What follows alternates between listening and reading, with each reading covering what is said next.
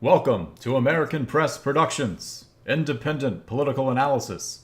The Saturday special is on Former Prime Minister of Iraq accuses Barack Obama of being key figure in formation of ISIS, Hillary Clinton behind the scenes.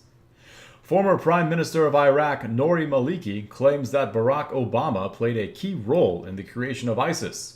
In 2013, U.S. forces provided intelligence to Iraq about militant groups forming along the Syria-Iraq border.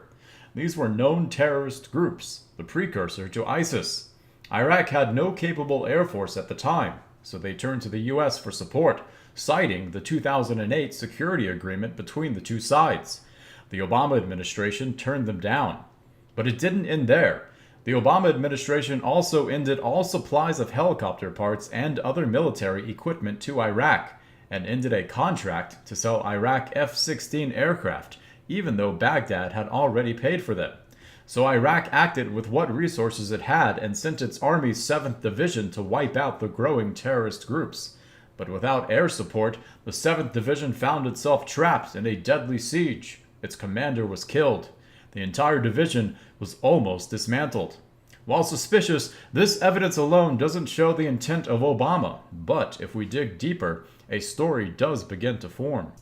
The infamous emails. Hillary Clinton, while Secretary of State under Obama, ran a private email server. While she stated it was simply a matter of convenience, the likely truth is that the only convenience was that she could send emails that sidestepped any official record, and now the world has them to read.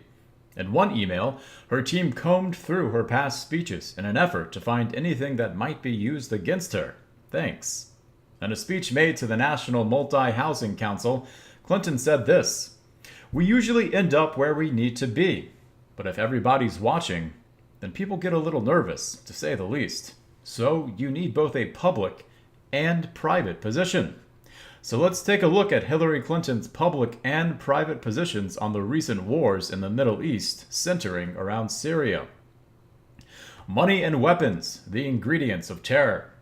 In 2011, Hillary Clinton was part of an arms sale to Saudi Arabia worth $33.4 billion. But an email from 2009 reveals that Clinton knew that Saudi Arabia constitutes the most significant source of funding to Sunni terrorist groups worldwide. Saudi Arabia remains a critical financial support base for al-qaeda, the Taliban, LET, and other terrorist groups. ISIS is also a Sunni terrorist group. The main form of Islam in Saudi Arabia is Sunni Islam. So why would Clinton back a deal that would sell the Saudis $33.4 billion worth of American military arms? Glenn Greenwald puts one theory forward in The Intercept, that it has to do with the tens of millions of dollars the Saudis and Qataris have donated to the Clinton Foundation. The U.S. knew as far back as 2011 that al-qaeda was operating in Syria. Publicly, Clinton called for Friends of Democratic Syria to unite against Syrian President Bashar al-Assad in February 2012. The Guardian reported at the time that U.S. officials said a group would work to further squeeze the Assad regime by enhancing sanctions, unite disparate opposition groups inside and outside the country, and provide humanitarian relief. In 2013, Clinton gave a speech to the Jewish United Fund. Speaking about Syria, she said, "One way is a very hands-off, step back. We don't have a dog in this hunt.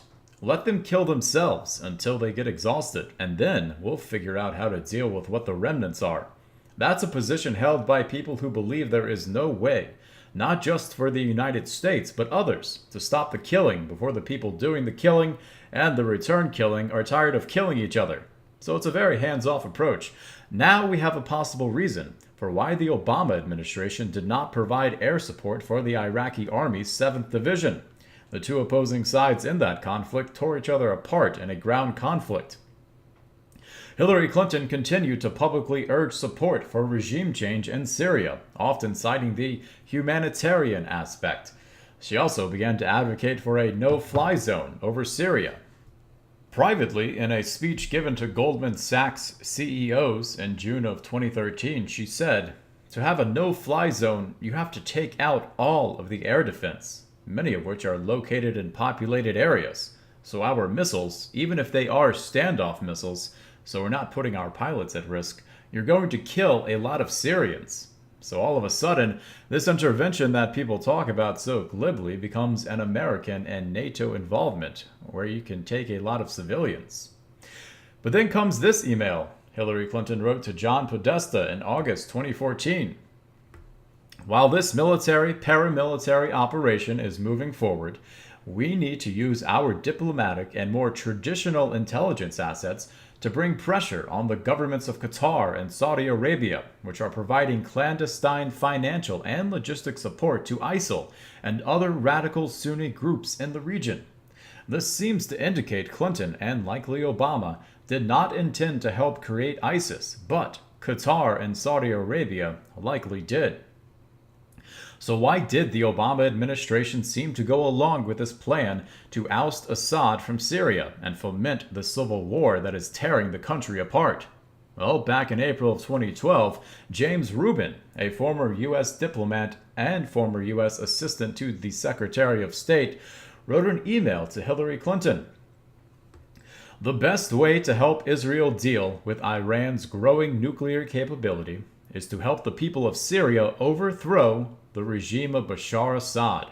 At best, the talks between the world's major powers and Iran that began in Istanbul this April and will continue in Baghdad in May will enable Israel to postpone by a few months a decision whether to launch an attack on Iran that could provoke a major Mideast war.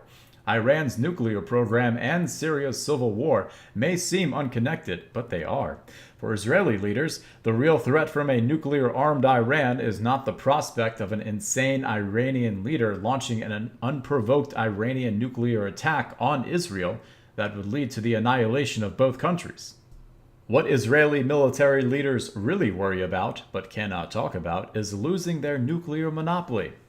It is the strategic relationship between Iran and the regime of Bashar Assad in Syria that makes it possible for Iran to undermine Israel's security, not through a direct attack, which in the 30 years of hostility between Iran and Israel has never occurred, but through its proxies in Lebanon, like Hezbollah, that are sustained, armed, and trained by Iran via Syria. The end of the Assad regime would end this dangerous alliance. Speaking on CNN's Amanpour show last week, Defense Minister Ehud Barak argued that the toppling down of Assad will be a major blow to the radical axis, major blow to Iran. It's the only kind of outpost of the Iranian influence in the Arab world, and it will weaken dramatically both Hezbollah in Lebanon and Hamas and Islamic Jihad in Gaza. We'll break from the email at this point to point out that CNN's Amanpour is Christine Amanpour, Rubin's wife. Also, Ehud Barak talks of Hezbollah, Hamas, and Islamic Jihad in Gaza, but ask yourself, when have any of them touched the Western world? All of the Islamic terror, from the Bataclan to the truck attacks in Nice, Marseille, Stockholm, New York City, and London, the bomb attacks, such as in Manchester, have all been inspired or carried out by ISIS or other such Sunni groups, likely funded by Saudi Arabia or Qatar. So while Ehud uses such language as radical axis to recall in our minds the so-called axis of evil from World War II, these groups have no reason to attack the West, and they don't. One last line from Rubin's email. Right now, it is the combination of Iran's strategic alliance with Syria and the steady progress in Iran's nuclear enrichment program that has led Israeli leaders to contemplate a surprise attack, if necessary, over the objections of Washington. A conspiracy formed. While we certainly don't have all the pieces, we have enough to form some semblance of a story. It begins with the U.S. acting in the best interests of Israel, without a thought for any collateral damage, such as civilian deaths. A coalition was formed with the top financial players in the region, Saudi Arabia and Qatar.